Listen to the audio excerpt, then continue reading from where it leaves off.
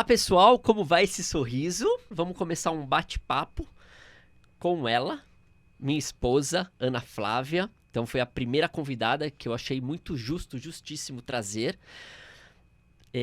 Para falar um pouquinho sobre o quê? Primeiro, se apresente, Ana Flávia. Olha que vergonha, né? Ser a primeira, assim, né? Abrindo, né, esse podcast. Eu tô muito feliz de estar aqui, sendo a primeira convidada. E dizer que eu sou a Ana Flávia, casada com o Fernando, há 5 anos. Temos aí a Lara. Estou grávida de 8 meses, mais uma menina. E com uma mudança bem, assim, inusitada na minha vida, né? Na minha carreira.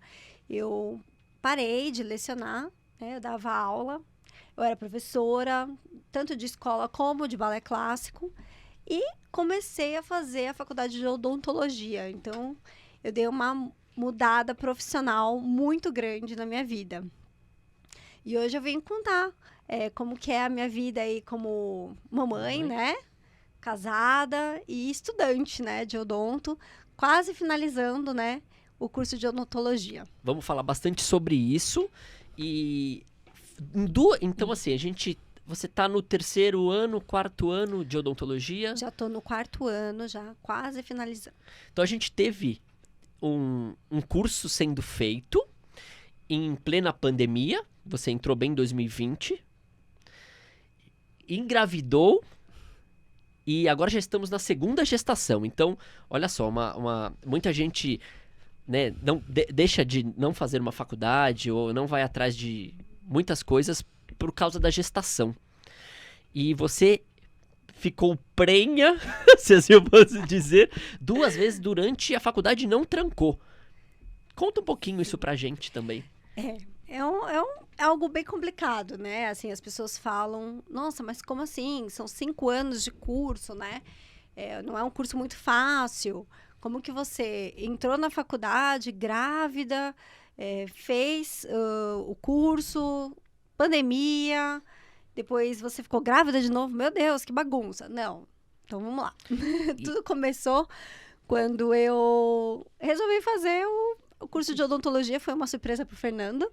Foi muito engraçado, né? Nesse dia que eu resolvi contar, você levou um susto. Você foi incentivada por mim pra fazer a odontologia? Fui sim. Tá, mas eu te apoiei no primeiro momento, quando você falou que queria fazer odontologia? Não, você falou, não precisa, imagina.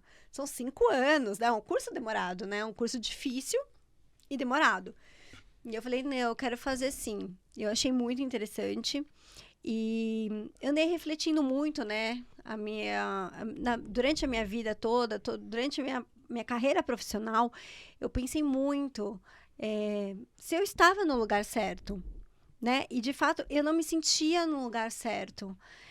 Eu me sentia bem, me sentia feliz, realizada, mas eu não sentia que eu estava no lugar certo. Lecionando.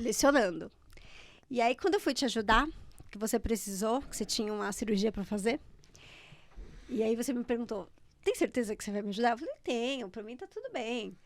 Ah, mas você não tem medo de sangue? Não. Você não vai ficar enjoada? Não. Nojo de saliva? Você vai ter nojo de saliva? Eu falei, não. Eu vou te ajudar. Aí tudo bem, tava lá, aí você começou a cirurgia, você começou a me falar algumas coisas, né, que eu tinha que fazer, óbvio.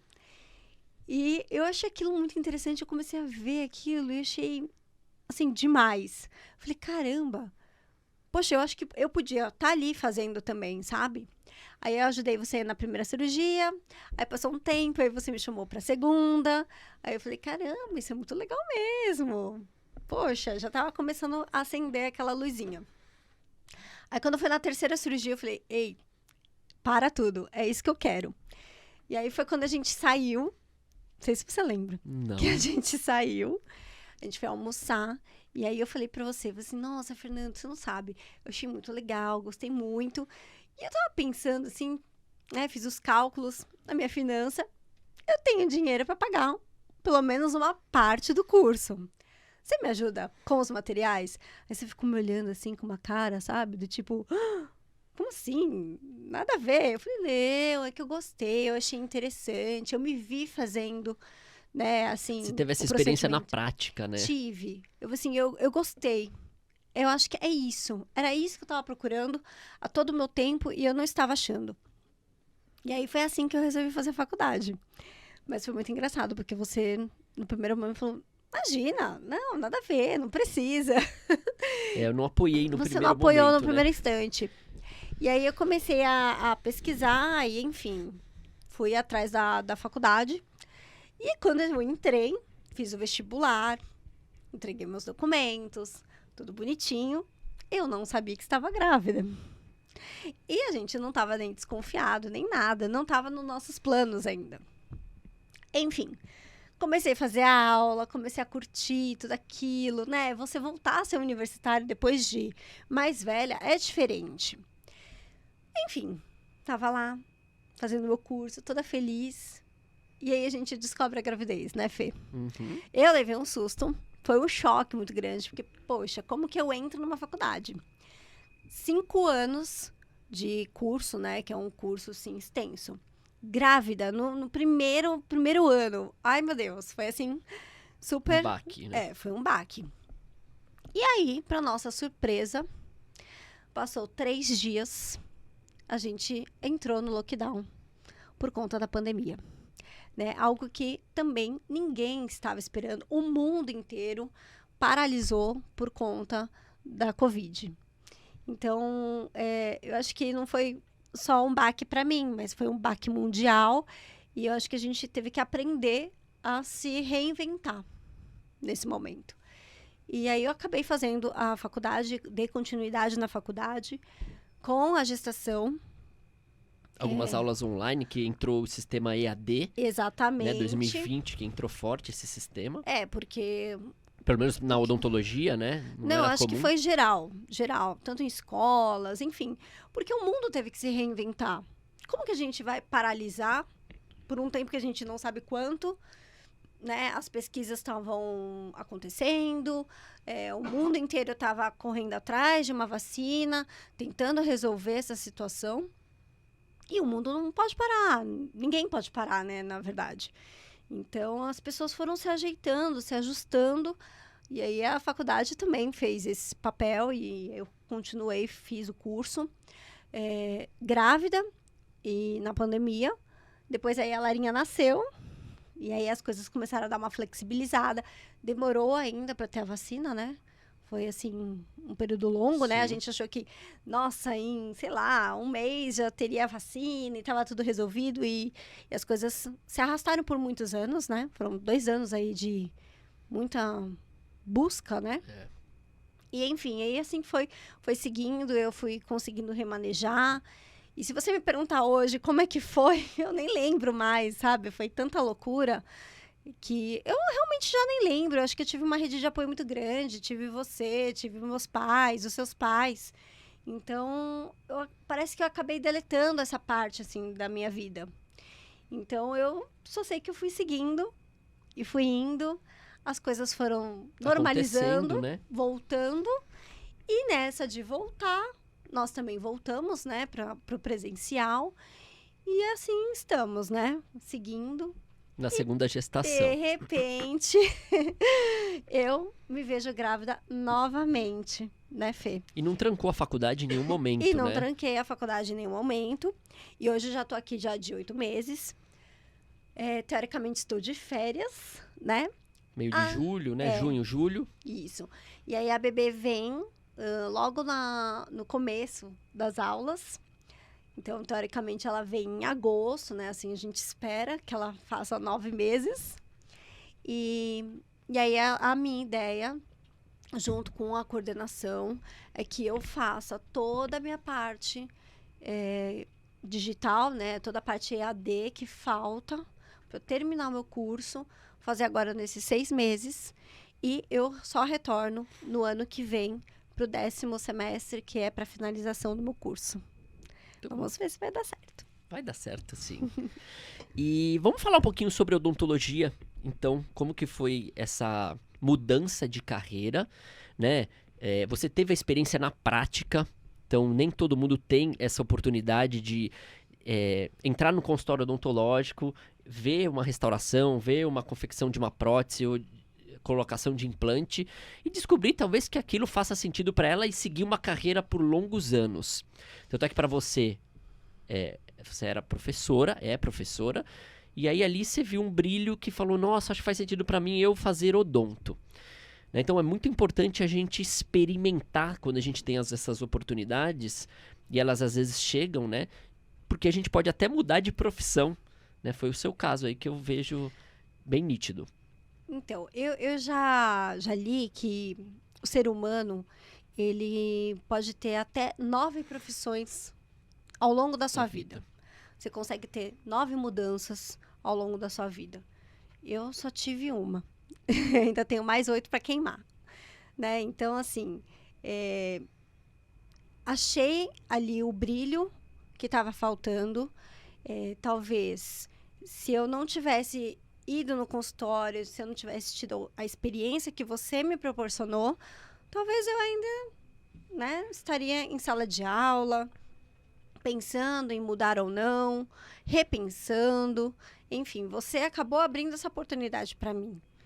Então, foi muito tranquila essa entrada, né? Mas talvez para outras pessoas não. Para as outras pessoas teria que passar por outro processo. Teria que passar por uma demissão, ficar chateado, repensar na vida, começar a procurar o que fazer, o que gostar. Recentemente, já tem alguns meses, que você ganhou uma escova elétrica. Boa. E realmente tá fazendo muita diferença. Eu vejo lá no consultório as empresas entrando com escovas elétricas e tal. Queria seu feedback sobre escova elétrica. Você gostou da escova elétrica? Faz sentido? Eu vejo que você usa lá toda noite ali. Sim, a gente tem 2 escovas, né, Fê? Vamos contar. De 2 marcas diferentes, tá bom? Não vou nem falar o nome de marca nem nada. Mas em casa eu uso uma escova e o Fernando, na casa de praia, usa outra escova, né? Tudo bem que cada estojo tem 2 cabecinhas, dá para trocar e tudo, mas a gente não troca. Então, fica a experiência de um em São Paulo e outro lá na praia. E eu tô gostando. Confesso, eu tô gostando. Você tem a sensação de que limpa melhor? Acho que sim. Acho que é melhor do que a manual. Porque às vezes a manual falha, né? Porque a gente às vezes não tá com muita vontade, tá com muita pressa. Enfim, eu acho que a elétrica, ela é mais eficiente. Modera um pouco sua mão, a pressão que você tá... Você sentiu essa diferença da pressão que ela ou acende, a sua... A minha acende. A minha acende, ela não vibra, ela só mantém a vibração, mas ela acende. Em volta dela, ela fica vermelha se tá muito forte. E eu tenho um controle também no sensor que eu posso colocar a intensidade. Eu coloco na intensidade da pena. Então, assim, é bem leve. E eu tô gostando bastante. Achei muito interessante. E possivelmente seja até um tema do meu TCC. TCC. Isso, sobre escovas elétricas. Porque as pessoas não têm muito costume, né? Ainda no Brasil é caro.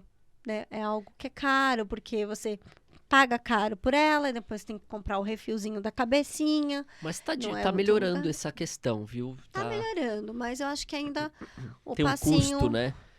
Porque a gente fala, todo mundo que tá nos assistindo, ou a maioria, a gente sabe que é de uma classe média alta, mas tem gente que não tem condições de comprar uma escova de Exatamente. 10, 15 reais. Então, realmente, uma escova elétrica comparado tem um custo maior. Mas eu acho que ainda falta uma educação maior nessa questão preventiva, né? Eu acho que falta muito. Eu acho que os dentistas poderiam orientar melhor, porque você fica pensando, ai, nossa, é muito caro uma escova, é muito cara a escova elétrica. Não é tão caro assim, se você for parar para pensar. O que você precisa é de 3 escovas... de 3 meses, cada 3 meses você trocar a sua escova. 4 certo? por ano. São 4 por ano. Você só precisa comprar 4. Será que você que tá aí assistindo, ouvindo a gente, será que você compra 4? Ou você compra, tipo, 5, 6? Ou uma. Ainda também é essa, né? Mas, se você for parar pra pensar, tem essa, essa é a ideia. E tem outra, que eu acho que é até pior, porque a escova, às vezes, as pessoas acabam trocando e tudo mais.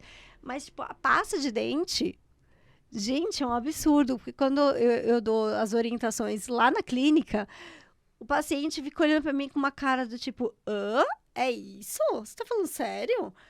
Quando a gente mostra pra eles que você não pode colocar a pasta daquele jeito, igual da propaganda, assim, ó, fazendo assim pra cima, assim, a pontinha, os pacientes acham um absurdo, caramba.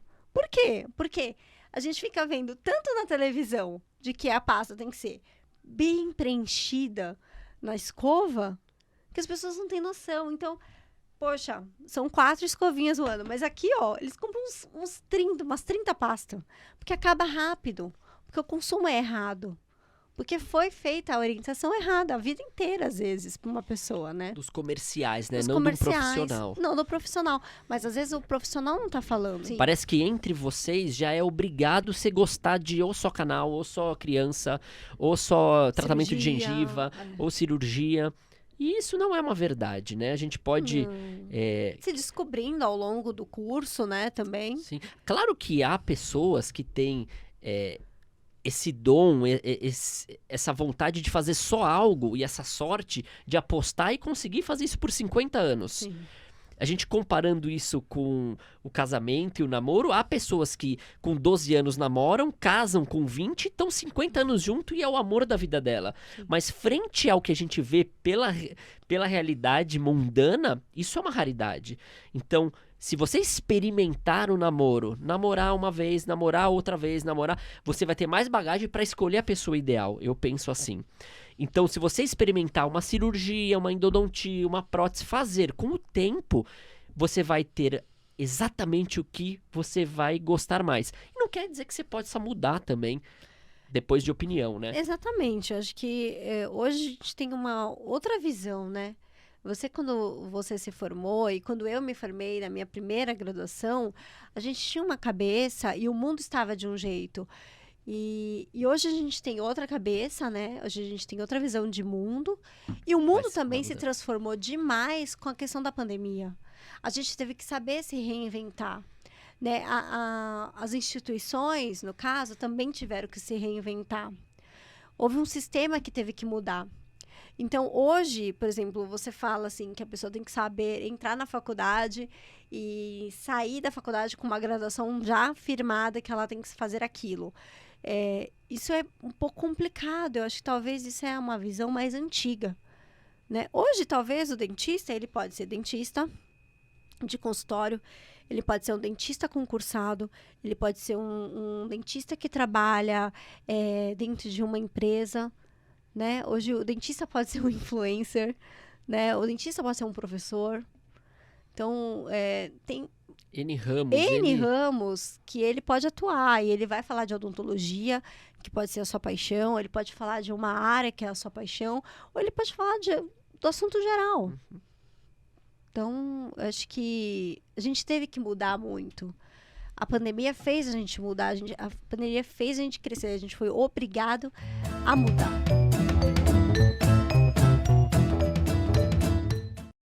Olá pessoal, como vai esse sorriso? Estamos no nosso segundo episódio do Sorriso Cast. Estamos aqui com a Karina Costa. Oi, ela Fê. é psicóloga e a gente vai falar um pouquinho da odontologia, psicologia, uma abordagem que sempre acontece lá no consultório, muita gente com medo. Tem muito assunto para vocês hoje aqui. Só uma dúvida, existem vários tipos de terapias dentro da psicologia? 5, 10, inúmeras. Linhas, né? Várias linhas. Tem a psicanálise, você tá falando. que talvez seja mais conhecida. Uhum. A TCC, que está hoje com um maior nível de evidências científicas, ou seja, é um padrão ouro para vários transtornos. Existe a lacaniana, tem um monte, né? Então é sempre importante a pessoa, antes de fazer uma terapia, ela procurar ver uma linha que caiba melhor no que ela está procurando, né? Cada uma tem uma proposta diferente, e assim ela consegue resolver de uma forma mais efetiva o que ela está sentindo no momento. Excelente. E óbvio que eu tenho que falar daquele medo de ir ao dentista, que é um dos né? A gente tá aqui para falar um pouco sobre isso. E eu tava lendo um pouquinho transtorno, fobia, medo, ansiedade. Eu, como leigo, acabo confundindo todos esses termos também. Comum. É comum, né? E o paciente também, acho que chega de uma forma, com transtorno, e às vezes é fobia, e você fala isso pra ele, assim, ó, o que você tá sentindo é uma ansiedade. Isso é natural, mediante a um fato desconhecido, por exemplo. Sim, totalmente. É normal que todos nós sintamos medo e ansiedade. É o esperado. É o esperado. Porque o medo te protege, né? A ansiedade também. Então, assim, o medo e a ansiedade não são patológicos dentro de um nível normal, né? Imagina se na época das cavernas. Tava lá um homem pré-histórico, ele tinha que sentir ansiedade para se proteger. O medo, ele ouvia um animal. Se ele não se escondesse, ele era morto, né? Então, assim, se você não sente ansiedade, você não se prepara para algo, né? E o medo é importante também. É normal eu sentir ansiedade, medo, antes de uma consulta odontológica, por exemplo? Isso é normal? Sim, o medo, quando você sente o medo, é algo real. Você está sentindo medo porque está acontecendo alguma coisa com você e você tem uma reação, tá? A ansiedade é um medo, mas ele ainda é um medo de algo, esse algo ainda não aconteceu. Então você se prepara para algo que ainda não aconteceu, tá? Uhum. Se não aconteceu, ele pode te prejudicar, né? Se você sentir muito medo dentro de uma ansiedade, né? Então é normal, a ansiedade é um sintoma. Positivo até, não precisa ser negativo. Positivo. Não, nem o medo e nem a ansiedade são negativos. Eles são negativos a partir do momento em que você não consegue controlá-lo. Que ele sai daquela normalidade e ele deixa você numa situação paralisado, ou que você não saia de casa por isso, ou que você não faça um tratamento odontológico apropriado para o que você precisa, né? E quando ele começa a sair desse meio, ele começa a trazer te prejudicar. Né? Geralmente vem com traumas essa paralisação, porque eu vejo ter alguns pacientes meus que tiveram traumas no decorrer da vida, até de ir ao dentista, e isso paralisou para não ir mais. Falou, isso daqui não é para mim, ir ao dentista não é para mim, então eu não vou mais, porque me cansei. Isso são traumas que acontecem e a pessoa fica, às vezes, com uma síndrome de não ir mais. Isso pode acontecer, assim, neurologicamente, para a pessoa desistir de uma vez, porque tá tão cansado de ir e não foi atendido da forma que queria, ou sofreu muitas dores e traumas. Isso se torna uma síndrome, tipo, ali eu não quero nem ouvir falar de dentista, por exemplo. Então, é difícil. É difícil de responder dessa maneira, porque assim, todo mundo passa por situações ruins na vida, né? É um trauma, de uma maneira geral, é alguma coisa ruim que você tem assim, né, que te lembre algo e você evita fazer. Mas a partir da evitação, você não consegue passar se tratar, né, pelo seu objetivo. Então, assim, pode ser? Pode também não ser, né? Então, é um pouco difícil de falar. As pessoas que têm a sensação de fobia, né? Fobia não é um medo, né? Mas, assim, é um transtorno, né?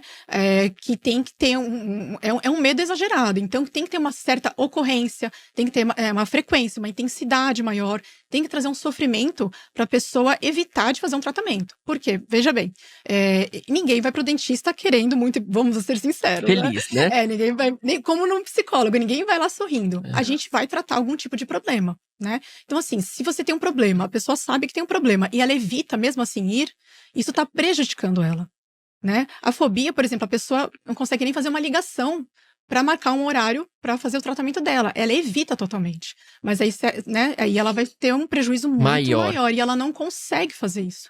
Então, existem tratamentos corretos para a pessoa passar por uma dessensibilização, onde aos poucos ela vai criando coragem, vendo que não há perigo, porque ela enxerga um perigo irreal. Não existe esse perigo realmente, mas ela não consegue ter atitude de resolver isso. E muitos, às vezes, se medicam antes, porque quer resolver, né, Ká? Então, eu quero resolver, então eu vou tomar um ansiolítico aqui, um tarja preta, que às vezes vende indiscriminadamente e tal, e vou ir. E às vezes, ou nem sempre, ou nunca, esse é o melhor papel, né? De jeito nenhum. Até porque, como a gente falou anteriormente, a ansiedade é normal. Então, quando eu vou ao dentista, eu sinto ansiedade. Todo mundo sente, né? É normal a gente sentir, né? Não é ruim. O problema é quando a pessoa não consegue passar por essa ansiedade. Porque você chega lá, você vai, por exemplo, vai fazer um canal. Vou falar assim. Perfeito. Você toma uma anestesia. Você não quer tomar anestesia. Eu fico ansiosa, né? Ninguém quer. O barulhinho que muitas pessoas reclamam, aquela espera que você tem para ser atendido, tudo isso vai aumentando a sua ansiedade e vai chegando num certo momento que você tá super ansioso. E tomar remédio não ajuda. Ela separa um sintoma. Mas isso aqui não foi, na verdade, atendido. Entendeu? Não indico de jeito nenhum tomar a medicação. Totalmente paliativo e... Totalmente. Você tapar o sol com a peneira. Exatamente. Falando em traumas, hoje eu atendi uma paciente e ela falou assim, fez total sentido eu comprar uma escovinha elétrica, serve até pro teu filhote, já passamos dessa época. Porque a escova elétrica pra criança já vem com barulhinho, ela já mexe, já aquece um pouquinho, que é igual um motor de dentista. Então, ela já com 3, 4 anos, com uma escova elétrica, faz sentido. Já vai no dentista já esperando aquele barulhinho, aquela maquininha. Já sabe que vai, né? Já tem uma certa... É um conhecimento não tão verdadeiro, mas já tá ali. Então, fica até a dica pra quem tá nos assistindo. Tem boa. Isso é bem legal. Investir numa escovinha elétrica infantil, que tá bastante em alta. Legal. Então, medo, ansiedade e fobia. 3 coisas que podem se correlacionar. Pode se correlacionar. Então, tem o medo. Tanto medo quanto ansiedade que eu comentei. Vamos voltar um pouquinho, só pra ficar mais claro pra mim também. Tá. O medo é uma resposta emocional normal que a gente sente, tá? Que nos protege, tá? É comum. O que acontece é se você sentir medo exagerado. Então, quanto à ansiedade, é um humor negativo também, que você sente, mas não é real, né? Não está acontecendo naquele momento, não é presente, é futuro. Então, assim, você se prepara. Por exemplo, é normal sentir ansiedade. Eu, por exemplo, eu não poderia ter acordado e vir de pijama aqui, sem escovar meus dentes, sem, né, me arrumar. Se cuidar. Eu tive que ter uma certa ansiedade preparatória, né, para eu preparar uma pauta, para você saber o que você está fazendo, chegar no horário, pegar meu carro. Então, faz parte do nosso movimento ter ansiedade. A gente tem ansiedade no trabalho, em casa, num relacionamento. Então, ela se prepara para você ter uma boa resposta e isso tirar algum problema que você possa ter. Mas o excesso, por exemplo, eu poderia não vir. Não, Fernanda, eu não vou vir aqui porque eu vou ficar muito nervosa, eu vou travar. Então, aí essa ansiedade começou a me trazer problema. É disfuncional, entendeu? Isso é ansiedade, mas é normal. Medo e ansiedade, dentro de um limite, está ok. Beleza. E aí, quando tá fora do limite, eu posso chamar de fobia? É muito leigo eu falar isso? Mais ou menos. Assim, se você tiver uma ansiedade extrema por muito tempo e que aconteça várias vezes e a intensidade vai aumentando, você pode ter um ataque de pânico, né? Que é diferente da ansiedade, porque o ataque, ele é uma sensação muito ruim que as pessoas sentem, é um desespero enorme e não é real. Né? Então ela sente tremores, ela sua muito, respiração não consegue, perde mesmo tem falta de ar. O coração, e é tudo falso, na verdade, porque a ansiedade está tão grande, é como se fosse um alarme de incêndio sem ter um incêndio. Mais ou menos isso, se você for pensar. Então, é bem pesado, mas é muito fácil de ser trabalhado. Na clínica, a gente trabalha isso de uma maneira com protocolos, de uma maneira que a pessoa entenda o que ela está passando e tenha mais controle, e aos poucos vai baixando isso. É totalmente trabalhável. Se eu tô nervoso ou se tô mais ansioso, parece que o chocolate me salva, aquela gordura. Ele compensa, né? Ele compensa, porque você precisa arranjar alguma coisa pra tirar essa ansiedade da sua cabeça, entendeu? Essa sensação. O que eu vou fazer? Tem gente que faz compras. Tem gente que vai no videogame. Ou pornografia. Pornografia que tá falam que super é comum, em alta. né? É comum e é muito complicado de tratar. Então a pessoa começa a ficar, vai para sites, vídeos, fica preso naquilo, fica completamente disfuncional. Álcool também, vou beber para relaxar. Assim, existe também um limite, né? Entre o relaxar e o querer tirar o meu problema. Então as pessoas começam a transferir essa deficiência que ela está sentindo, né? Esse problema, essa questão, para algo que ela vai compensar. Né? Comida. E ela vai indo, entendeu? E isso, na verdade, não resolve o problema. A pessoa não quer resolver e ela vai para esse lado. Então, ela vai vai ficando cada vez mais difusão. E aquilo não vai mais trazendo tanta Sabor, prazer, assim? prazer. Ele não vai, a primeira vez que ela faz, traz super prazer, um prazer rápido, sabe? Não é um prazer que vai ficar depois, é rápido. Aí na segunda vez, mais prazer, mais prazer. Aí menos, menos, menos, até o momento que ela não sabe mais o que ela fazer, porque nada traz prazer mais pra ela. Entendeu? Então, e ela já tá acabada depois disso. Ou ela tá com obesidade mórbida, Sei. ou ela tá devendo no banco, ou ela tá com o fígado que não aguenta mais álcool, ou ela acabou um casamento porque a mulher não aguentou mais o homem só no site, né? Então tem várias. E, por exemplo, eu vou te dar um exemplo. Eu sempre pergunto, quando você conhece alguém, né? Quando tava solteiro, você sempre olha os dentes, né? Isso é normal. Transferir pra gente a nossa profissão. Meu, pra você, dente deve ser, você deve ficar olhando em todo mundo os dentes, você é dentista? E eu transfiro pra você essa pergunta. Então, você tá num churrasco, você olha eu, aqui o Freitas, o Paulo, a Joyce e tal, já fala assim, cara, aquele lá tem um Tzinho de comportamento compulsivo pelo álcool. Esse daqui, isso existe assim um pouco ou eu tô viajando? Às vezes você faz um diagnóstico rápido que é da sua, você tá todo dia ali no batente ou... Olha, com a família, puta, esse cara aqui tá estranho, tô andando no celular, senão deve ser outra coisa. Bom. Às vezes há esse ar do psicólogo. Não, a gente, assim, tem algumas coisas que a gente, assim, eu tento não fazer esse tipo de coisa porque é muito subjetivo, vamos dizer assim, né? É só um recorte, né? Tá. Que a gente pode dizer. Pra você falar alguma coisa muito ligada a isso, você precisa de um certo tempo. Mas você saca algumas coisas. Um exagero, você já percebe que a pessoa tem em algum lugar, qualquer um vê, mas eu tento evitar. O comportamento. Mas a gente percebe algumas coisinhas assim, mais diferentes. Mas assim, é muito recortado, assim. Não dá pra bater o martelo. E também abordar não dá, né? A pessoa de ajuda. Nunca. Isso é impossível. Não, eu não falo. Porque o que acontece também, cara? A gente tira os dentes pra fazer implante e coloca dentes novos. Isso mexe muito com a pessoa. Olha só, né? Como visual. E se ela já vem, se ela tem, não. Todo mundo já tem vários traumas. E às vezes aquilo é o final. Ela se olha no espelho, principalmente mulher, e fala, cara, não quero... Quem é essa pessoa? Quem sou eu?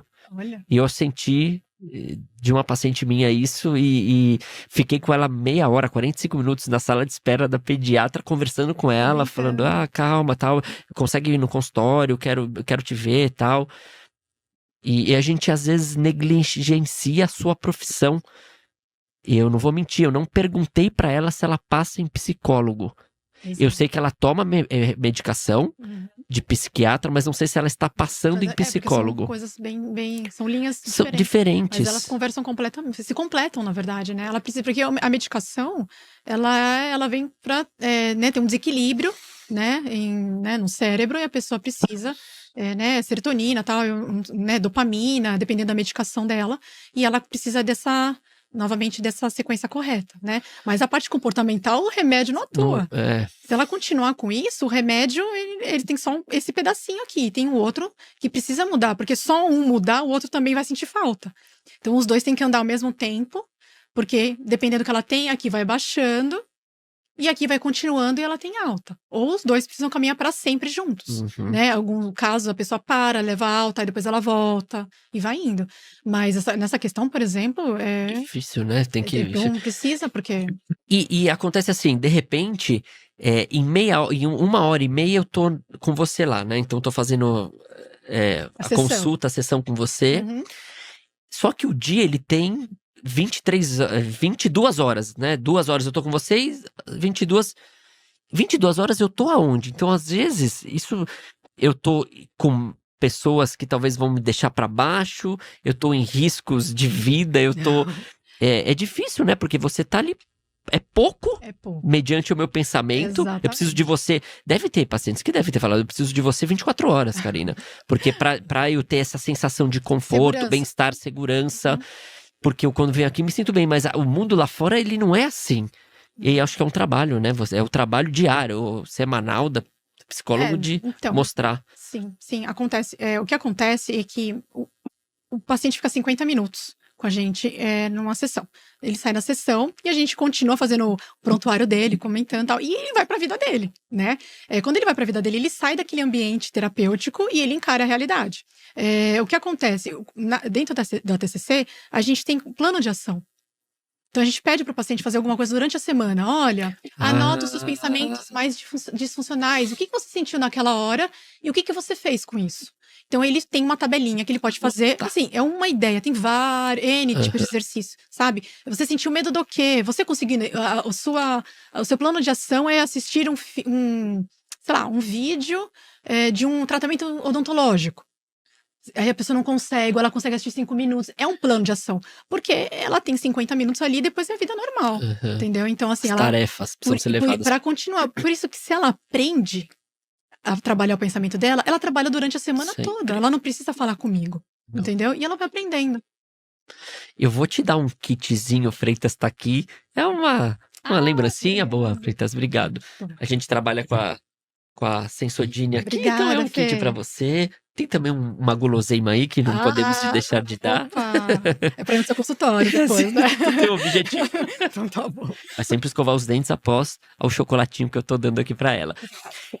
Então, assim, dicas, respiração. Acho que a dica final, assim, dessa questão da respiração é bem legal. Né? 3 de 15, gostei. Essa fácil, né? Parece academia, 3 de 15. Série, né? Série de respiração. Mas é muito importante, é sério. Façam a respiração diafragmática para tirar a ansiedade, os pensamentos. Às vezes está no trânsito, você faz no banho, no trânsito, sentada, no computador. Qualquer lugar você pode fazer. Uma boa alimentação, um sono equilibrado. Tá com algum problema, acha que vai tomar algum comportamento impulsivo negativo? Ouve uma música no lugar, liga para alguém, como essa pessoa você falou com você, você precisa distrair esse pensamento ruim e às vezes passa. Se não resolveu, procure uma ajuda.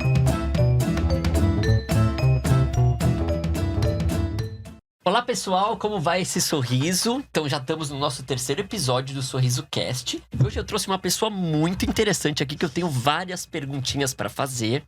A Natália Safiotti. Eu escolhi a nutrição muito pela minha história. Então, eu fui obesa infantil. Eu não sei se você já sabia disso. Você tinha me falado da última vez que a gente se falou, mas eu não entrei muito nos detalhes. Então, eu tive obesidade infantil. Com menos de 15 anos, eu cheguei a pesar mais de 100 quilos.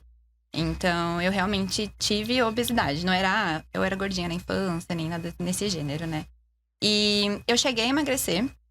Eu não tinha muita percepção do quão obesa eu era quando eu era criança. Porque eu era uma criança feliz. Então, eu não cheguei a sofrer muito bullying. O que era bom, a minha perspectiva.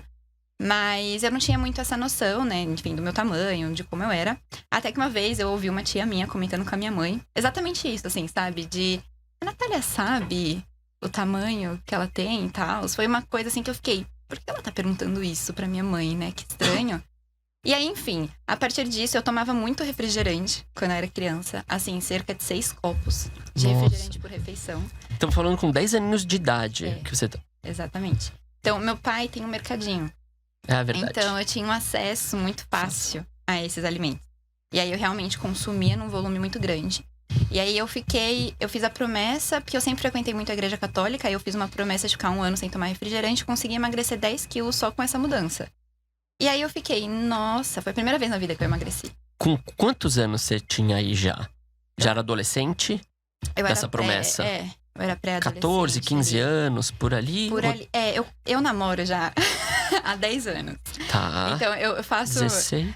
Porque eu comecei com 16, eu já era magra aos 16.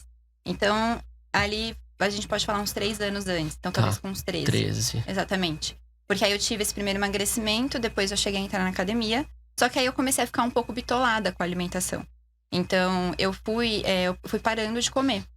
Né? Eu não cheguei a ter um transtorno alimentar propriamente dito, mas eu fui parando de comer pra conseguir, de fato, emagrecer. Aí eu cheguei no meu peso mínimo ali que eu tinha, até hoje, foi o menor peso que eu pesei. Mas a minha prima tava se formando em nutrição na época. Então, minha prima é nutri, eu tenho 2 primas, na verdade, nutricionistas. E aí ela percebeu um pouquinho ali, né, como eu tava, que não tava muito saudável, que eu realmente tinha um pouco de medo de comer, né, eu comia muito pouco ao longo do dia. Isso e não aí… pelo bullying que você nunca sofreu nada, porque com 10 aninhos talvez nem tinha essa sacada. Não sofri. Teve, assim, uma história que me Cara, no marcou um colégio? pouquinho.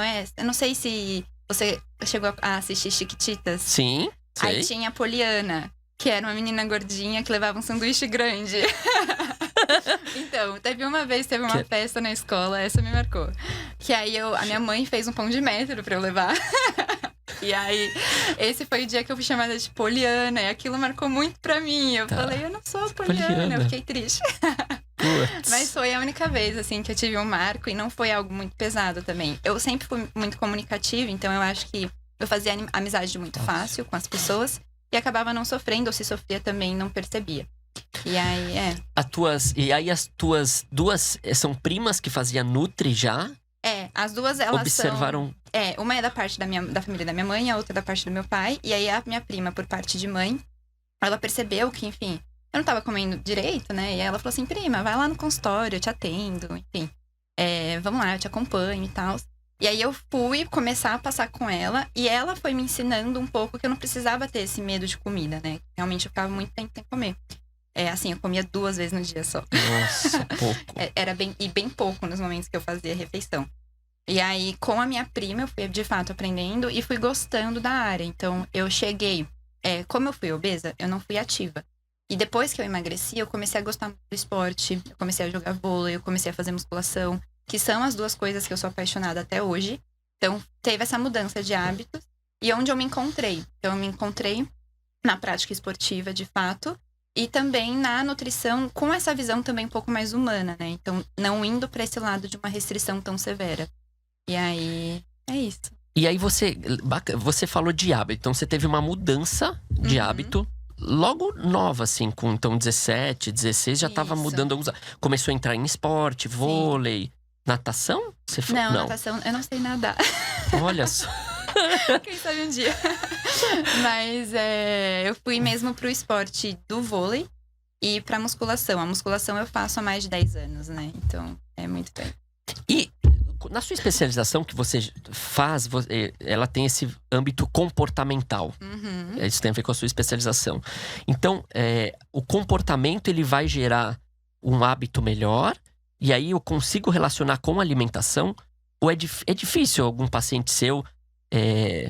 ter maus hábitos, por exemplo, fumante, muita bebida alcoólica, acorda, dorme mal, mas ele se alimenta muito bem. E é um cara que chega lá no consultório e fala, não, eu consigo, eu com a minha alimentação eu consigo resolver meus problemas aqui, enfim. O meu perfil de pacientes é bem jovem, então eu atendo mais ou menos a minha média de faixa etária, sabe?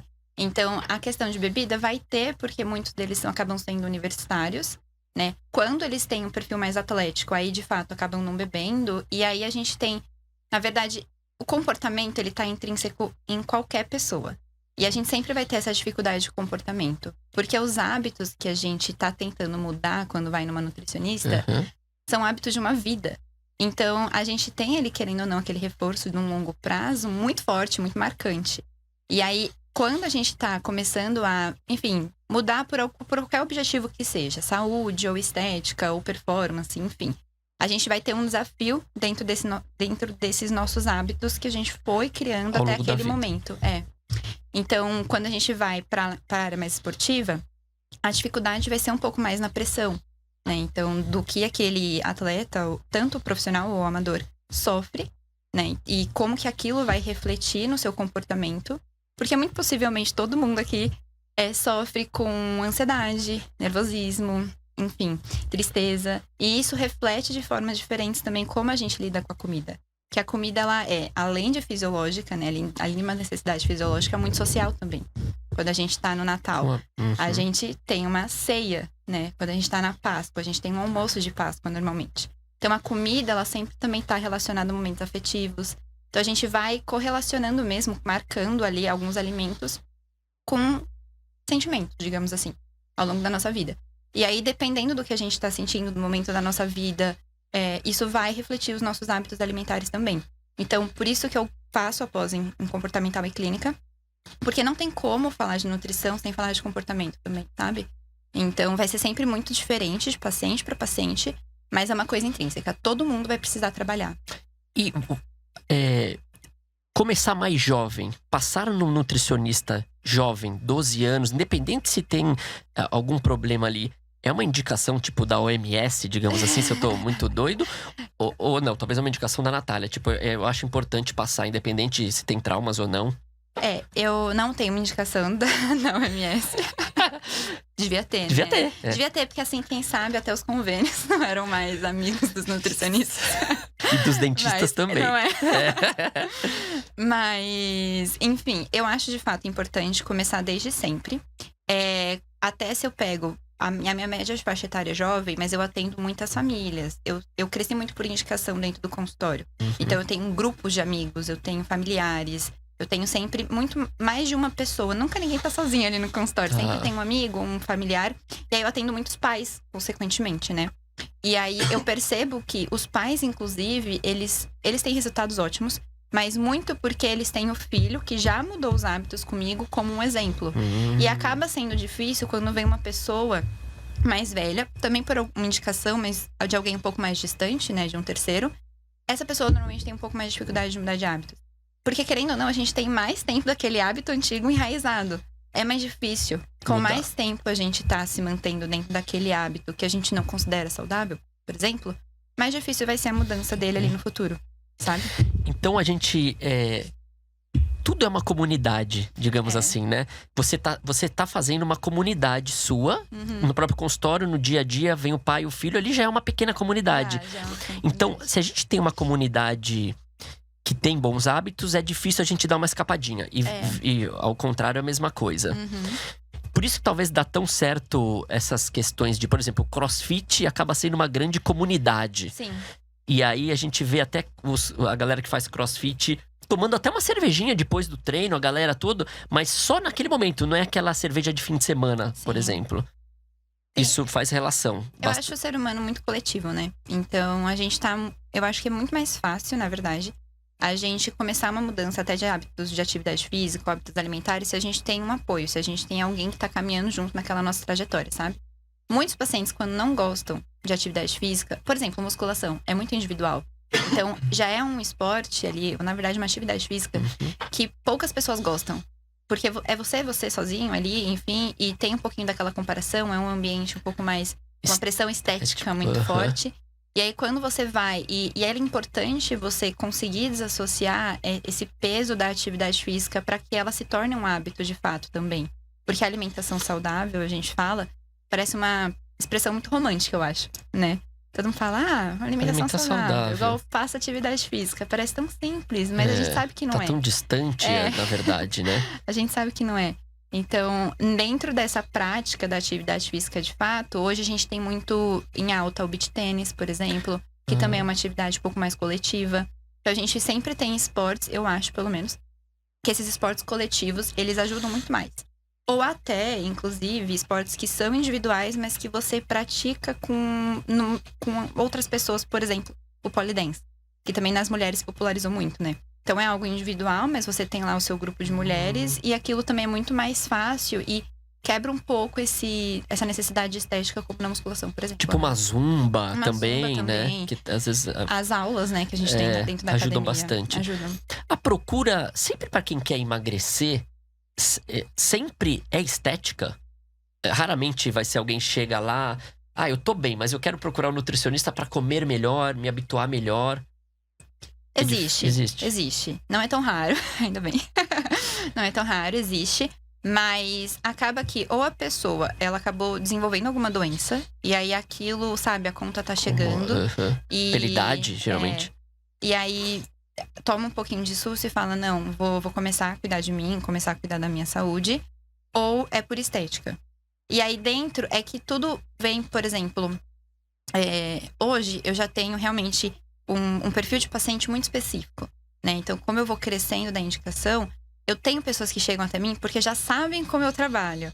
Então, não tem muito essa pessoa que vem pra mim, estética puramente, né? Tem a pessoa, ela já entende um pouco mais, ela já entende melhor até os próprios traumas, o próprio histórico.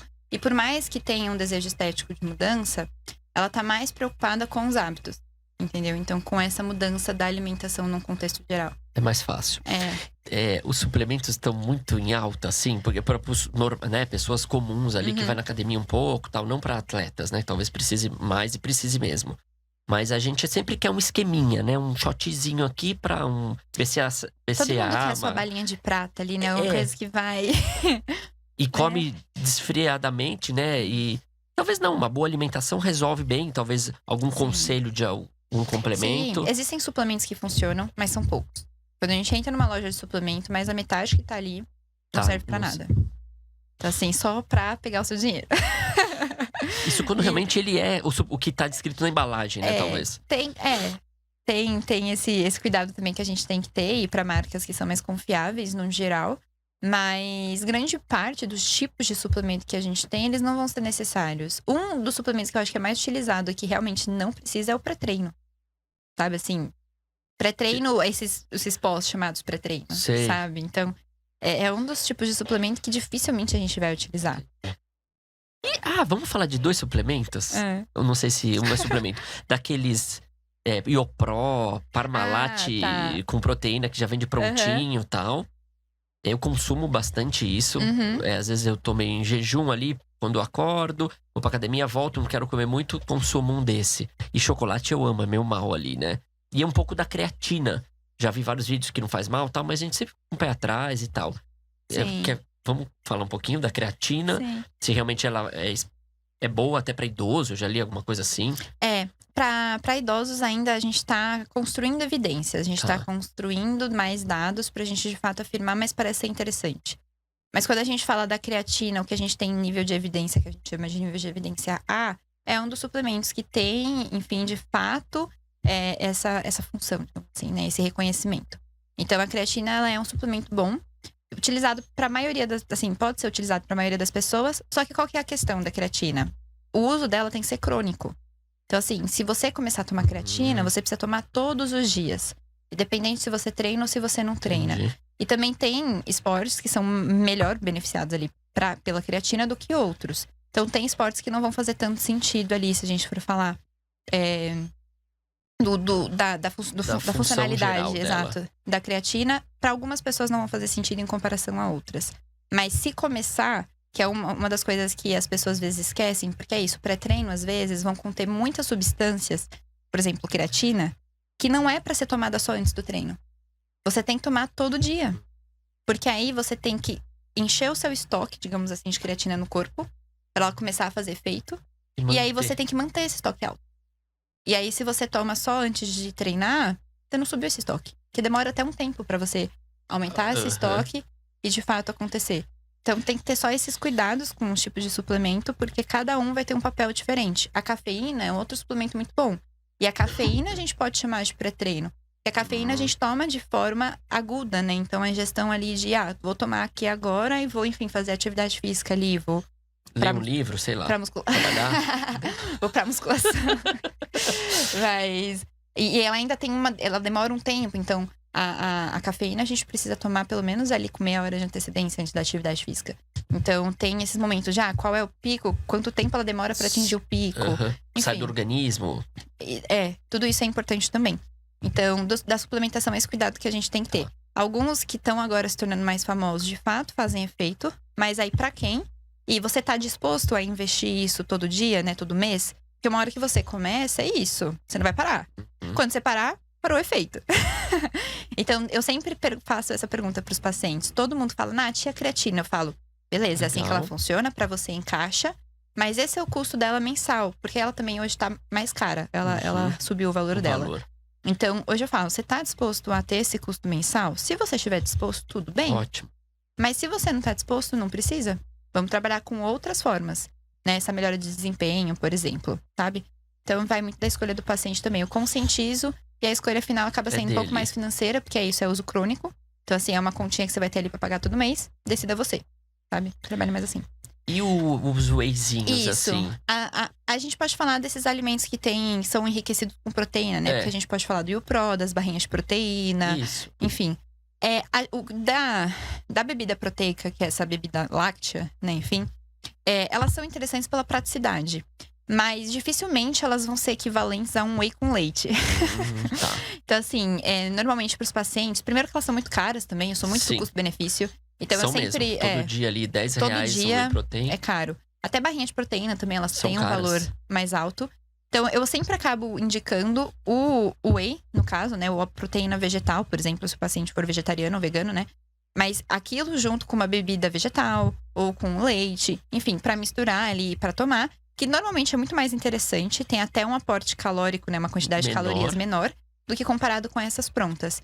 Mas assim, putz, tá corrido o dia. Tá. É uma possibilidade. Melhor do sabe? que tomar um achocolatado ali. É, exatamente. Mas eu não sei se você viu, só falando de polêmica. Os açúcares. Não, porque você conhece a marca Not Milk? Sei. Sabe? Lançou algumas coisas. É super famoso e enfim, de uma marca, né, voltada para o público vegano, né? Mas eles lançaram uma bebida proteica e bateram de frente diretamente com a YoPro. Eu vi. Você viu? Uhum. Achei engraçadíssimo. Mas ela não é tem. um cuidado, é um cuidado que a gente tem que ter com a maior parte dos alimentos que se dizem fonte de proteína. Muitos deles, quando a gente vai olhar na embalagem, tem uma quantidade de carboidrato ou de gordura igual ou até superior à quantidade de proteína que a gente tem nessa embalagem. Então, ter também essa educação, né, de ler a embalagem ali, entender, é muito importante. Porque aí a gente pega a marca que foi mais famosa, que é a YoPro, e não necessariamente ela é melhor. Tem os sabores mais gostosinhos da YoPro, que todo mundo gosta, são os mais calóricos. Então, assim, aí a gente tem que tentar pensar em outras. E por que eles são mais calóricos se eles têm a mesma quantidade de proteína? Que tem mais carboidrato, que tem mais gordura. Então, a gente tem que estar sempre olhando a tabela nutricional mesmo e comparando os diferentes produtos que a gente tem no mercado para escolher a melhor opção. Porque com certeza vai ter um que é mais clean, né? Que vai ter ali realmente o que tá falando, o que promete. Reais, né? Barrinha de proteína, a mesma coisa também.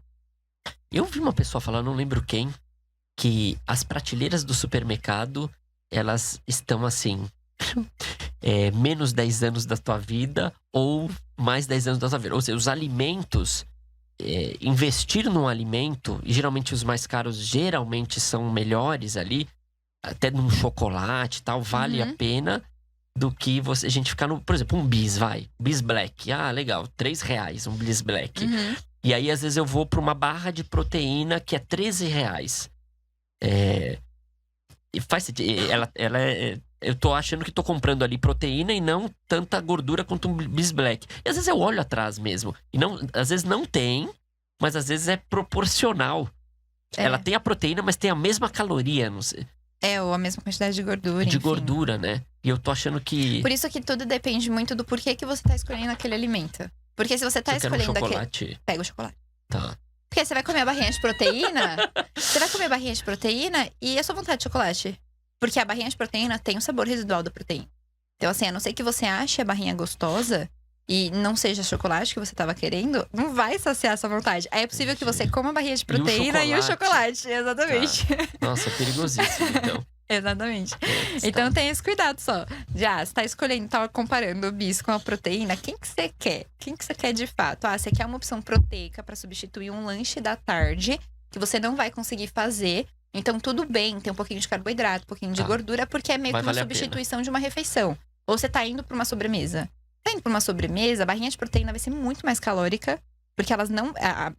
Não existe barrinha abaixo de 100 calorias, por exemplo. Tá. Enquanto se você for pra um chocolatinho, um Twix que tem só uma fileirinha, tem 70.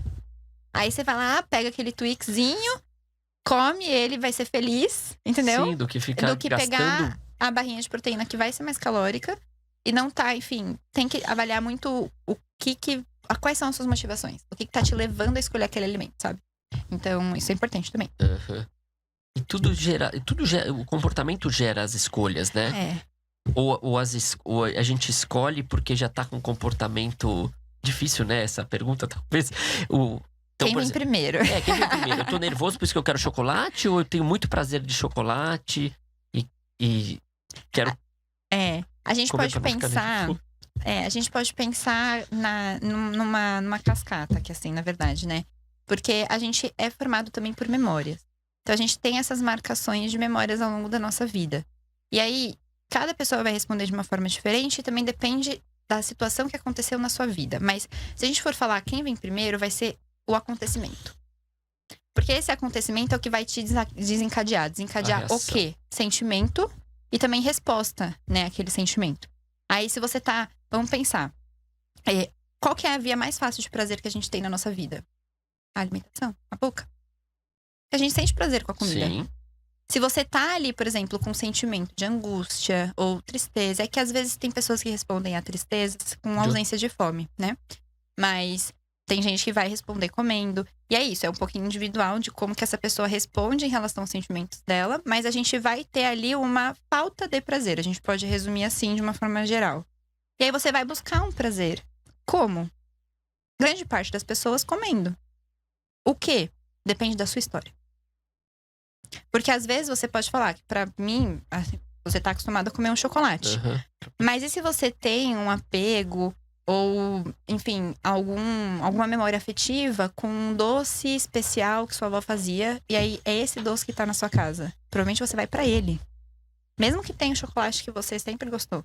Então tudo depende muito de quais são as suas memórias, de como você foi associando aquilo ao longo da sua vida, a disponibilidade daquilo na sua frente, como você vai responder, entendeu? E aí, de fato, ok, eu tenho isso disponível, tá aqui na minha frente. Também, disponibilidade é uma coisa importante de se trabalhar quando a gente tá no plano alimentar. Porque se você não tem disponível, fica mais fácil... fica mais difícil não consumir, mais fácil seguir o plano, né? Mas se a gente tem ali disponível, vai ter muito desse seu próprio contexto por trás, né? E induzindo ali a sua escolha. Mas o que vem primeiro é o acontecimento. Então, o que aconteceu na sua vida. E aí, saber interpretar aquilo que aconteceu é uma coisa que eu trabalho muito com os pacientes também. É uma coisa determinada aconteceu na sua vida. Você foi e buscou ou tá buscando, né? Comer alguma coisa, tá abrindo a geladeira 20 vezes. Né? Porque aí a gente também já trabalhou um pouco a disponibilidade, de não ter aquilo disponível. Então, você tá ali buscando a geladeira, você tá vendo que você tá tendo uma impulsão, né? Você tá indo pra comer de uma forma mais impulsiva. Para e pensa. O que aconteceu? Por que eu tô assim? Beleza, eu tô assim porque estou nervoso. O que te acalma? Vamos ir pra esse processo de autoconhecimento? Vamos entender, então, ok, o que eu faço que me acalma? Acho que entra aí, agora que entra aquele negócio que a gente conversou um pouquinho desse NutriPsi, sabe? Porque a gente precisa, de certa forma, estimular um pouco o nosso paciente a refletir sobre a sua própria história e o que funciona pra ele.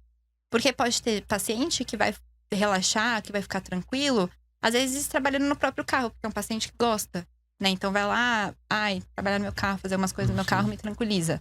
Ou um paciente que gosta de tocar violão. Ou um paciente que gosta de cantar, ou de fazer yoga. É diferente. Para cada um ali vai ser diferente o que aquela pessoa pode substituir o comportamento alimentar. Exatamente. A própria respiração, a meditação, talvez, né? Que é uma coisa que, por exemplo, comigo funciona. Tá, você normalmente... ansiosa, tal. Eu sou ansiosa. Qual que é o seu mal ali de alimentar? É doce, salgado? É mais doce. Porque também pelo meu histórico, aí vem da minha história, então por ter sempre disponível o mercado do meu pai. Eu sempre tive muita acesso. Muito. Então, eu tive, por exemplo, bis pra mim não funciona. E aí é muito do que eu consigo naquela hora, né? Eu vou sempre tem alimentos específicos pra mim vão ser mais fáceis em determinados períodos, depois não funciona, eu troco. Mas assim, basicamente pra mim o que funciona hoje, aqueles quadradinhos unitários, sabe? Sei. Tipo da Cacau Show. Sei. São fininhos e... Fininhos, quadradinhos ali. Porque eu me forço a dar mais de uma mordida nele bonitinho. E eu já separo 2 ali pra mim. E é o doce hoje que mais funciona pra mim, sabe? Ou, se não for ele, o ouro branco, né? O bombonzinho ali. Mas o bombom eu separo pra quando eu tô de fato mais formiguinha. É uma coisa que eu tenho pouca disponibilidade em casa. E aí, ok, meu pai tem um mercadinho dele. Eu tento estabelecer um limite do que é o do meu pai e o que é meu. Às vezes não é tão fácil assim. Porque o mercadinho é na frente de casa. Então, E a despensa lá? É recheada sua? Não, da minha casa não. Mas digamos que eu tenho uma despensa ali fora de casa. Porque é isso também, da minha casa, a gente não é acostumado a fazer mercado. Por conta do mercadinho do meu pai, pega lá. A gente vai lá. Isso é perigosíssimo. Exato, é muito perigoso. Todo dia a gente vai lá. Precisa fazer um arroz. Pega lá. Você passa em todos os lugares. E aí, o primeiro corredor que eu sempre tive, quando eu era criança, era o corredor de doce, né? Mas hoje, por exemplo, eu não como bolacha nem nada disso, porque é uma coisa que eu comi tanto na infância, que eu não vejo necessidade nenhuma hoje. Mas ainda o doce é o que mais me pega. Gosto muito de salgado, mas o doce ainda é o mais desafiador pra mim hoje. E aí eu vou sempre me entendendo e vendo qual que é o meu limite ali dentro dos doces que eu tenho. O bis pra mim sempre foi o mais problemático. É meio que o gatilho que eu tinha ali pra comer muito, sabe? Então é uma coisa que eu já... Quanto tempo você não vê um bis? Não sei dizer. Porque você deve ter recuado total ali, né? Faz tanto tempo que eu não sei nem te dizer, legal, exatamente. Porque é algo que até é bom ter distância. Então isso é legal, né? Isso, tem alimentos que é isso. A gente vai tentar se entender e nem sempre a gente vai conseguir lidar com ele. E aceitar isso, que aí tá dentro desse equilíbrio também de... Quando eu estou me restringindo de um determinado alimento, né? De forma saudável. Porque é isso. Ok, eu não consumo bis, eu não consumo bolacha, eu não consumo salgadinho. Mas eu tenho um histórico por isso. Estou feliz no momento também, né? Estou feliz também. Mas eu consigo comer o meu chocolatinho da Cacau Show ou o meu ouro branco e ficar no ouro branco. Então, porque aí o ouro branco também, ele me permite 3 mordidas. Eu preciso de 3. Que aí resolve. Sabe? Que aí resolve o meu problema. Então, é mais ou menos isso. É tentar entender qual é a nossa necessidade que a gente busca e resolver aquilo ali dentro dos alimentos específicos. E a volta é fatal a volta. Por exemplo, se eu ponho aqui, é Natal, se tá 4 anos sem bis, eu ponho e você fala, hoje eu vou comer meu bis. Aí você começa a comer. Você acha que o gosto já pode ser que também não te satisfaça mais? Eu confesso que hoje eu não tenho vontade. Tá, legal. Entende? O tempo passou e você já olha aquilo um pouco diferente. Já olho um pouco diferente. Então, assim, hoje eu não tenho tanta vontade. Tipo, eu olho pra um bis, eu falo, mas aí eu não arrisco também. Então, não sei, né, se tem um psicólogo me analisando o quão isso vem dessa influência, né? Mas é a mesma coisa com bolacha. Eu já tive, ao longo da minha vida, muitas dificuldades, até por esse histórico, né? Eu falei que eu não cheguei a ter transtorno alimentar, mas eu não tive. Eu fiquei no pezinho de uma anorexia. Mas o que eu tive, de fato, que é difícil de diagnosticar, é a compulsão alimentar. Porque muita gente fala que tem, mas não tem o transtorno propriamente dito. Porque o transtorno da compulsão, você não para, entendeu? Então, assim, você tem alguns sinais ali, você pode consumir várias coisas além. Você normalmente tem um alimento gatilho, mas você consome muito mais, de fato. Você passa mal, você fica com dor de barriga, você tem diarreia, você tem um sentimento de culpa, de frustração, de incapacidade muito grande. Essa compulsão eu tive. Tive por um período da minha vida. Eu tava entrando na faculdade, inclusive, e era uma coisa que minha prima não sabia, né? Minha prima que era nutri, porque é difícil a gente falar sobre isso. Então eu tinha com quem? Era com o bis. O maldito bis. Então eu tinha com ele o início de tudo, mas eu não parava de comer. E aí eu começava com ele, eu comia tudo que tinha na minha casa de uma forma totalmente... Ceia. E eu passava mal. E aí, como eu misturava salgado com doce, eu ficava com muita dor de barriga depois. Eu cheguei a faltar já na faculdade. Aí eu precisei avisar uma amiga minha, porque eu tava com muita dor, muita dor. Eu ficava com uma dor muito forte. Então, assim, eu também nem diagnostico propriamente dito, porque a gente depende de frequência, quantas vezes isso acontece na semana, analisar de uma forma mais concreta. Mas olhando pra trás, eu vejo também que eu talvez tenha ficado com esse pezinho. Então, tem alguns alimentos que eu prefiro nem tentar, sabe? Porque eu estou bem também na forma que eu tô hoje. Então, eu sei hoje onde é que tá o meu equilíbrio. O meu equilíbrio tá aqui. Então, eu fico no meu campinho de segurança. E eu consigo ser feliz. Então, eu consigo... igual, aqui tem um sonhozinho de um docinho. Eu posso comer ele e de uma forma que tá saudável, né? Uma forma que eu consiga ainda seguir a minha vida bem. Que eu não vou ter esse episódio, não vou me sentir mal ou qualquer outra coisa do tipo, né? Você recebe muitos relatos parecidos com esse que você me fez lá no seu consultório? Pessoas chegam a se abrir bem pra Nutri? Comigo, eu não sei se num geral, né? Se todos se abrem sempre bem assim com Nutri. Mas eu gosto de ter uma postura muito acolhedora. Então, é uma coisa que sim, com muitos pacientes eu trabalho muito isso. Então... Eles vão falando de tudo. Até a infância vem. E eu cutuco, né?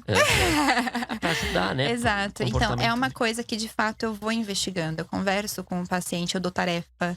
Então, isso que eu comento com você, já comentei aqui, né? Pra todo mundo. É uma coisa que eu dou de tarefinha. Eu pego, aí... uma coisa até que a gente conversou. Acho que tava em off.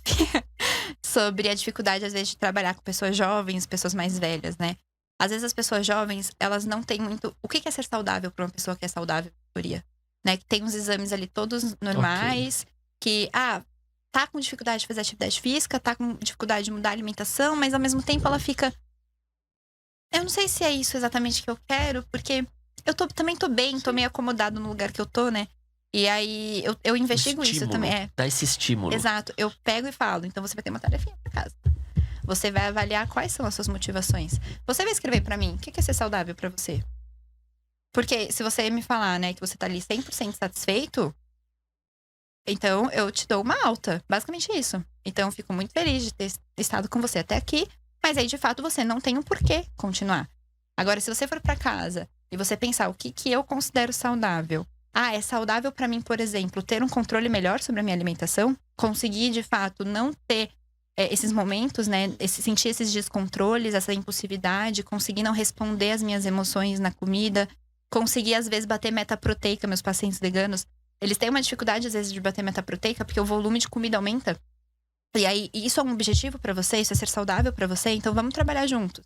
E aí, dentro do que é saudável pra aquela pessoa, aí a gente consegue trabalhar também, sabe? Aliás, como que uma Nutri dá alta? É possível dar alta? Assim, Possível, às vezes... já dei.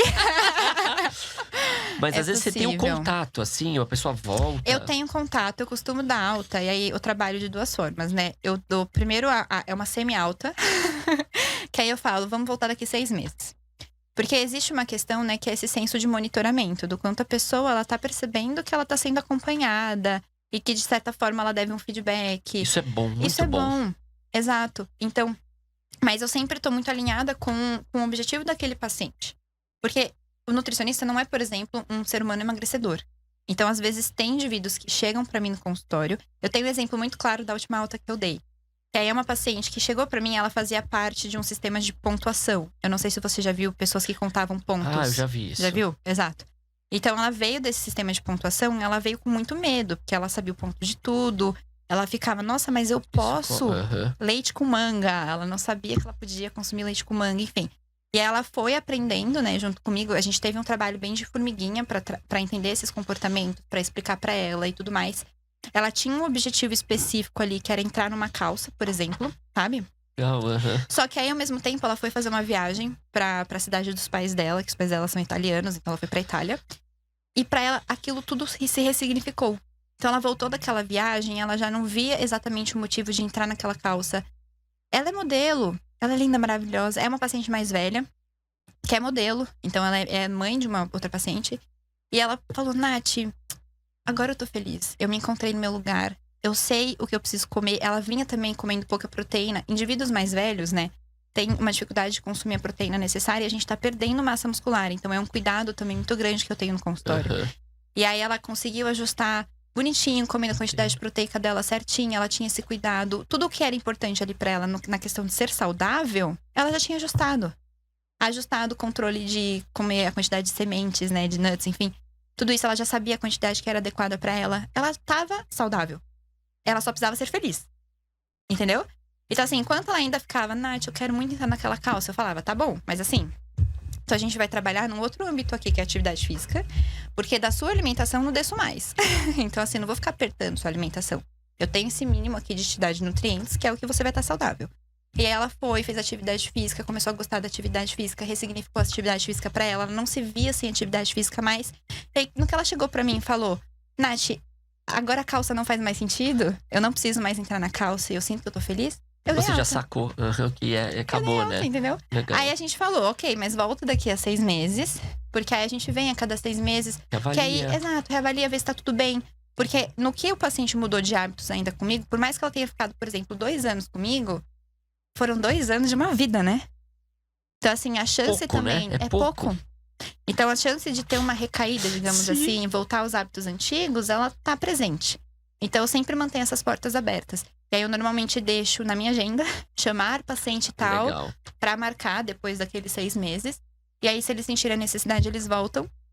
E aí, a gente marca e depois fica anual, por exemplo. Então, acontece. E é assim, vai do objetivo do paciente. Como se fosse uma mãe ali, um pai. Às vezes eu me sinto também um pouco assim, também, porque você não quer perder, né? Eu sou tão apegada. Não, não quer perder o trabalho, né? Pô, mas... 2 anos, contato, fez... E aí depois você fala, onde tá essa pessoa? Espero que ela esteja bem, se ela não te tem um contato, né? Eu fico assim, como eu trabalho muito com essas questões comportamentais de uma forma geral no consultório, independente do objetivo do paciente, eu sempre me pergunto, às vezes, se eles dão uma subidinha, né? Eu fico, como que tá fulano? Tá, né? Será que tá bem, fazendo bem? Será que ele ainda tá na atividade física? Será que tá tudo bem? E assim, as pessoas em um mês, às vezes, acham que já querem mudança. Sempre em pouco prazo, né? A gente quer a mudança. Eu vi um Nutri falando que é importante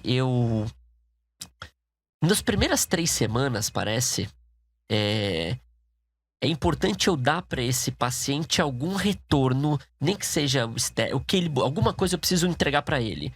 E não também ter muitas restrições. Porque senão eu perco muito esse paciente rapidamente. Ele tava falando que, acho que é o Lincoln, é um Nutri bem legal que faz parte lá do RD, que às vezes eu assisto. E ele tava falando isso. Dê um pequeno resultadinho em 3 semanas pra ele ver percepção. Senão o cara vaza ali do meu tratamento. Que nem no meu negócio. Às vezes, se eu fico lá fazendo um canal, coisas que não são visíveis ao olho dele, em clareamento ele vai adorar. Ai, que lindo, tá dando resultado.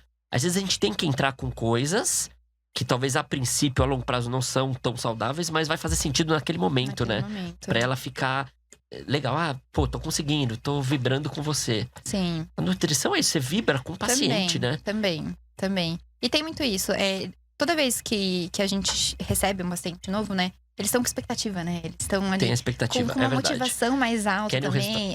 E aí se chegam no primeiro mês, já não deu certo, fica difícil. Manter aquela motivação, enfim, fica difícil. A não ser que o objetivo não tivesse sido exatamente aquele. Mas vai ser importante, né? Então, desde, enfim, uma melhora na performance de algum treino específico, ele precisa sentir que ele, de certa forma, evoluiu. Mas aí, dentro da área da nutrição, é importante que a gente também tenha a sensibilidade de olhar para outros fatores que não apenas emagrecimento, por exemplo. Que aí pode ser melhora do sono. Pode ser, por exemplo, a melhora da disposição ao longo do dia, né? E tem que estar atrelado, às vezes, ao sono e às vezes não também. Porque hoje a gente não tem tanto aquelas deficiências de micronutrientes como a gente aprende na escola, né? Enfim, cegueira noturna.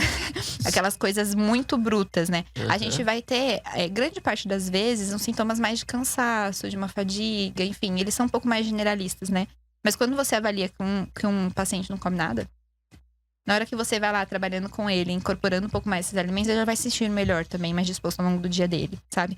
Então, são algumas coisas que são interessantes da gente também olhar para além do processo de emagrecimento. Mas, de fato, uma coisa que eu falo muito, eu sou muito sincera com os pacientes, eu falo pra eles. A estética, ela também não é uma coisa que é supérflua, sabe? Tipo, não é um não essencial.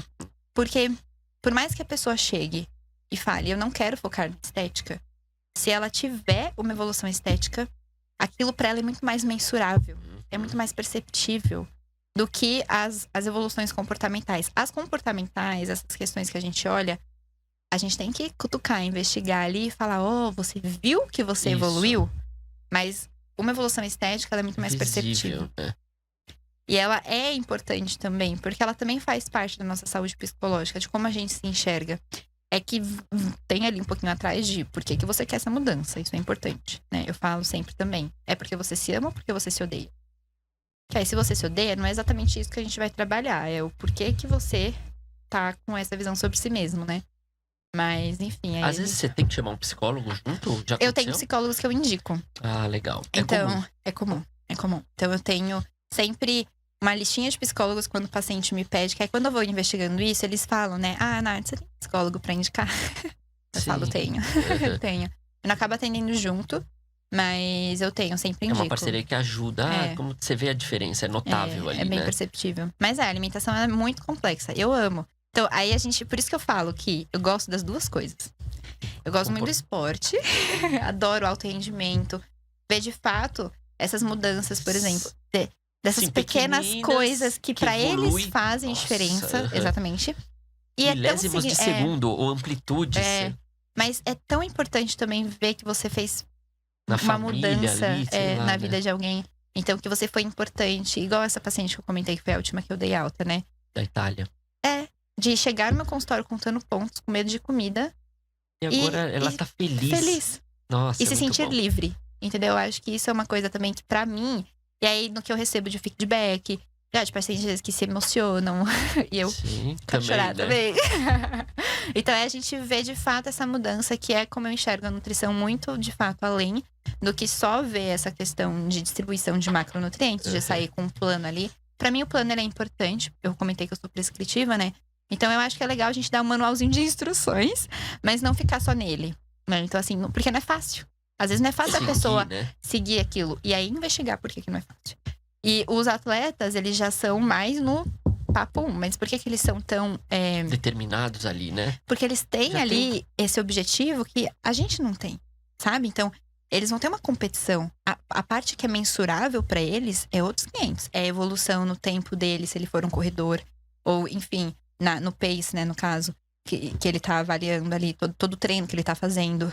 Isso pra ele tem ali fácil essa mensuração da sua evolução e do que ele quer chegar, onde ele quer atingir. Ele tem claro na cabeça. Mas uma pessoa que quer viver bem, Sim, é tão abstrato. Uhum. Então, e aí a gente tem que trabalhar todas essas outras coisas Seja da um vida. atleta, talvez. Essa é a fala que a gente pode… Mas pior que ser atleta nem é tão saudável, assim. Exato. Então tem que… Porque o equilíbrio aí, sempre. porque aí a gente abdica também de muitas coisas. Sim. É difícil. É difícil você também. deve pegar direto. Olha, eu acho que tem muita coisa que eu gostaria de saber também. Mas acho que o nosso tempinho já tá estourando, né, Paulinho?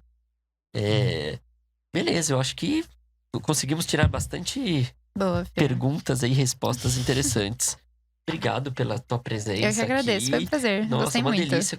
Nossa, descobri coisas que eu nem imaginava. Muito legal. E como que as pessoas te acham? Na rede? Pelo meu Insta, Pelo Insta. que é Natália Safiotti. Safiotti, com TH. É, Natália com TH. Safiotti 2 Fs. Eu vou deixar aqui na prescrição também. Com 2 Fs. Beleza, Natália Safiotti. TH, 2 F. Isso aí, pessoal. Espero que tenham gostado.